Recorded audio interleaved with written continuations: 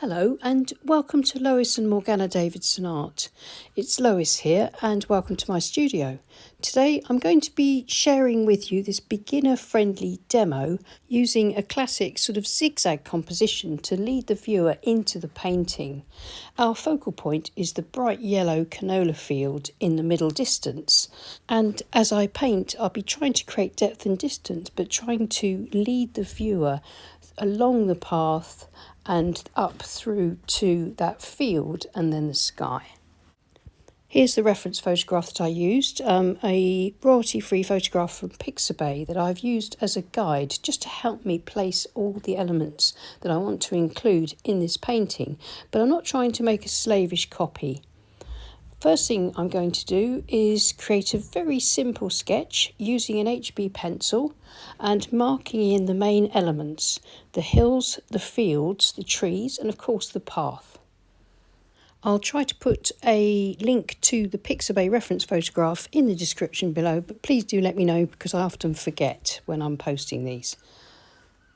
I'm using Milford cold press watercolour paper today. It's taped to my board with ordinary decorator's masking tape and my board's at an angle of about 20 degrees. I find that a comfortable way to paint, and gravity will help with the painting in keeping the paint flowing nicely.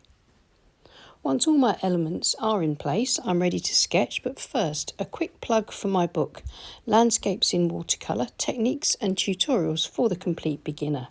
There's lots of interesting information that I hope you'll find really helpful, and 10 step-by-step projects, 5 pure watercolour and 5 line and wash.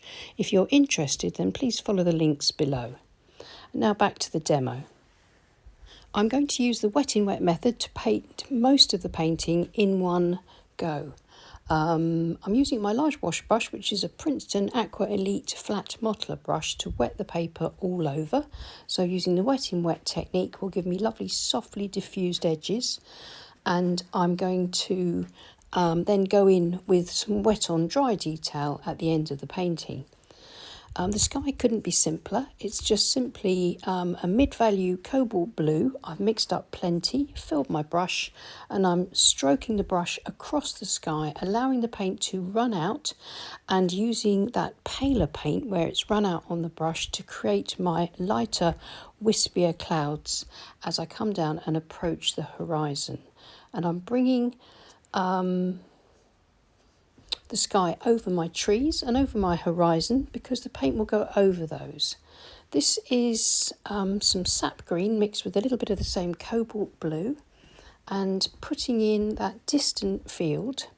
I'm leaving the two middle ground fields, the canola field and the brown ploughed field next to it, unpainted at the moment, so working around those. This is sap green with a little bit of cobalt blue. And now I've added some raw umber into it, just picked it up on the same brush without washing it to drag that green with a bit of this brownish colour down to create my path. To get that started off, then back dipping into that lovely rich green, horizontal brush strokes, and that will give me the basis of the field on the right side of the path. Slightly richer paint across the foreground. I've dipped into some indigo to strengthen and darken up the colour there a bit. Remember that watercolour always dries about 30% lighter, so make sure it's nice and rich when it goes on. Plus we want nice rich paint in the foreground and then paler value paint as we go back towards the distance. Now it gives us a sense of depth and distance through aerial perspective. Now I've dipped into my green, this time adding a lot more indigo to it, some sepia here and there, and I'm following my pencil outline and using the corner of my modeler brush to really roughly and loosely dash in these heavy summer canopies for these trees on the right.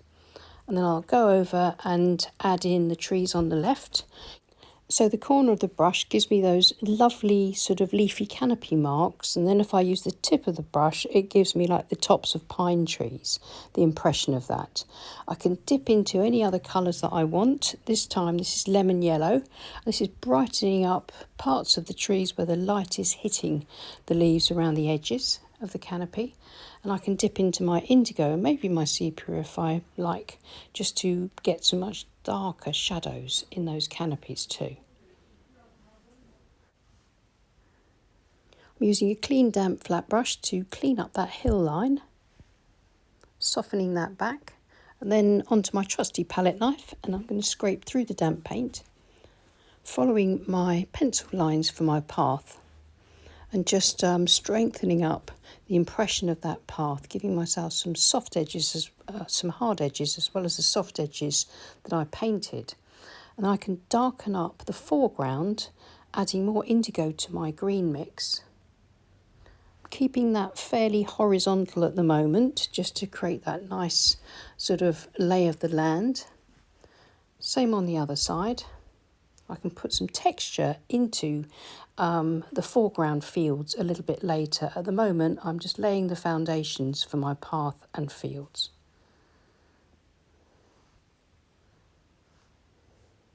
At this stage, you can leave the trees like this with their heavy summer canopies, or, like me, you can use the palette knife to scrape through the rich paint, just to create the suggestions of a few of the twigs and branches and trunks just catching a little bit of light. I'm going to just repeat that on the other side, trying to suggest a tree that's a little bit more twiggy on the edge of that group of trees there.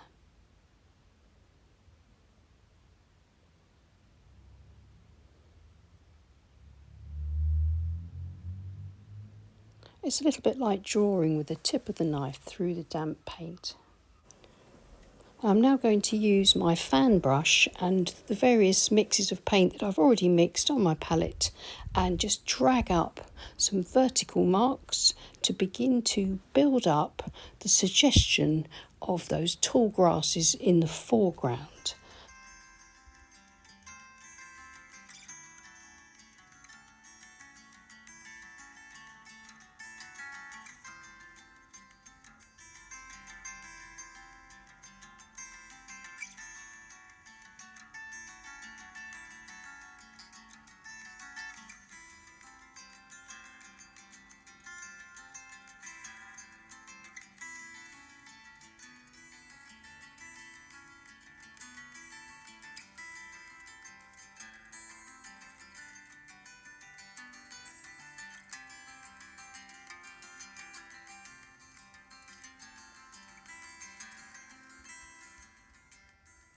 And then before the paint dries, going back with my palette knife again to scrape through those that richer application of paint with the tip to create some horizontal grasses and sort of twisted random shapes. Then back in with some darks, working those darks with the fan brush very roughly around those marks to add a few extra shadows. And now I can lay my board flat, as I don't need the washes to sort of keep sort of running and diffusing.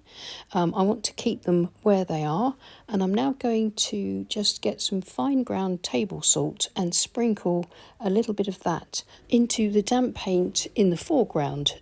Each grain of salt should hopefully push the paint away a little bit, leaving me a paler mark, and later on I'll put some nice bright yellow flowers into the foreground just to finish the painting off. But for now the salt will give me texture. I now need to leave it to dry completely.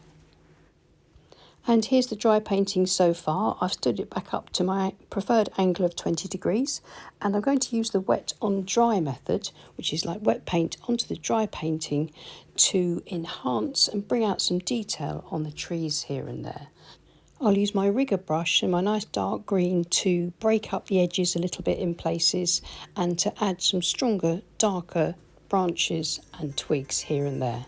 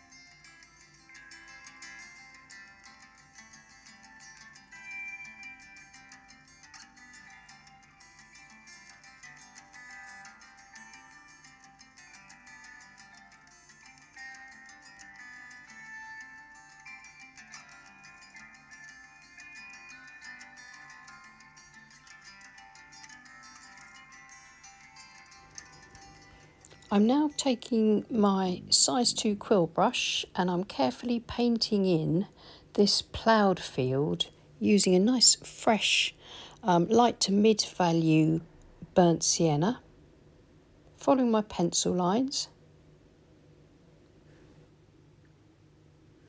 and then using the same colour and the same brush to run along the lighter areas of my path. This helps to sort of link the path to the brighter field that's in the sunlight in the middle distance. And because I'm painting with this burnt sienna mix over the top of some green paint in places, it's desaturating the colour and making it a little darker, which is what I want in the foreground. I want the colours to be much brighter in the middle distance. Once that field is dry, this is pure lemon yellow, a nice mid-value mixture of it, the same size 2 quill brush, and I'm filling in my canola field. Those beautiful, bright, cold yellow flowers that really seem to glow beautifully in the spring and early summer. Going in with the flat brush just to darken up that field a little bit, add a bit of texture to it. And I can scrape through the paint here, adding texture to that field. Be very careful to follow the lay of the land. And now I'm just slightly darkening up that distant hill, being sure that I don't touch the canola field with the paint, leaving a very, very thin gap there, because if I touch the paint, that green paint will leak into my canola field. I don't want that. And now a nice pale, cool green tree line for the background just finishes that area off. I'm just going to smooth that over with the tips of my flat brush, darkening it up very slightly, not too much, but just enough to get the maximum contrast between the green and the bright yellow canola field. Just drag a little bit of texture through that canola field now it's dry. Just get the hints of the lay of the land and the direction of the planting. And for a finishing touch, I'm going to create some lovely bright yellow flowers like dandelions and things like that in the foreground. I've laid a piece of paper across most of the painting to protect it. This is known as soft masking, and I've mixed an inky consistency, rich and vibrant mix of lemon yellow. I'm using my fan brush. I'm tapping in some spatter droplets, and they will give me beautiful bright yellow flowers in and amongst the foreground grasses. Where the salt pushed away a little bits of paint and it's a lot lighter, then that yellow will stand out beautifully, and I hope you can see it just adds that finishing touch to the foreground. And of course it also links that bright yellow colour and leads us across to the canola field. So it's a really important touch to get that yellow in at the end. So removing the tape, we get to see the painting with a clean white border, which enables us to look at it with fresh eyes, and we can decide whether it's finished or not. And I'm quite happy with this. It's loose, it's fresh. I think it's a very beginner-friendly tutorial. It might take you a few goes to get something like this right, but I think it's well worth persevering with building up these kind of planes of land and working with this zigzag composition, which is a great composition for leading the viewer around your painting. Well, I hope you enjoyed this demo, and I hope that there'll be something there for you that you can either give something similar a go or apply some of these techniques to your own compositions. And if you enjoyed this, then please give us a thumbs up and comment down below and subscribe to our channel if you haven't already. It all really helps with our reach. And thank you so much to everybody that supports us on Patreon. And if you're interested in advert-free versions of these demos, then you can find them over on Patreon. Well, thank you so much, and I'll see you again soon. Take care and happy painting. Bye.